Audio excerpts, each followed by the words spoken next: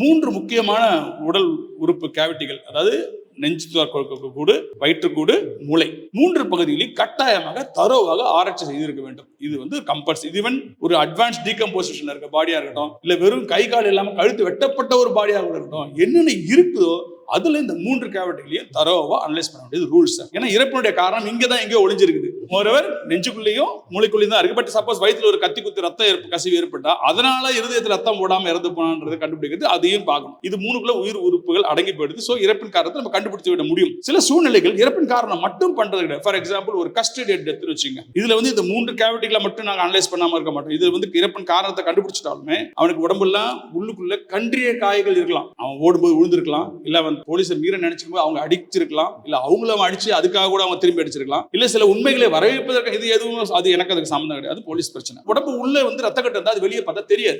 அப்ப நான் என்ன பண்ணும், அந்த கேஸ் உடல் முழுக்க நான் கீறி பார்க்க வேண்டும். எங்கேயாவது சின்ன கால் அடியெல்லாம் அடிப்பாங்க, பாதத்தில், அதான் தெரியாது வெளியே போஸ்ட் பண்ண. நாங்க டிசைட் பண்ணவே மாட்டோம். இந்த கேசஸ்ல கட்டாயமா காலுக்குள்ளே டிசைட் பண்ணி பார்ப்பேன். உள்ள ரத்த கசிவு எங்கெங்கெல்லாம் ரத்த கசிவு தேடி தேடி கண்டுபிடிச்சி டாக்குமெண்டேஷன் பண்ணுவேன். இதுதான் நாளைக்கு அவனுக்கு நீதி இழைக்கப்பட்டதா என்றது உறுதி செய்யறதுக்கு உதவும். அவன் இறந்துட்டான்றது எல்லாருக்கும் தெரியும் சார். ஏன் செத்தான்றதை நான் சொல்லிடுறேன். ரைட், அவன் ஹார்ட் அட்டாக் செத்தான்னு வச்சுக்குவோம், அதையும் சொல்லிடுறேன். அப்ப அங்க சட்டம் பிரச்சனை தீர்ந்து போச்சா? போலீஸ் கஸ்டடியில போலீஸ் அவனுடைய ரைட்ஸை மீறி இருக்காங்களா இல்லையான்றதை நான் இந்த மாதிரி சின்ன சின்ன தடைகளை வச்சு கொடுக்க முடியும் போலீஸ்க்கு. அதுதான் என் வேலை.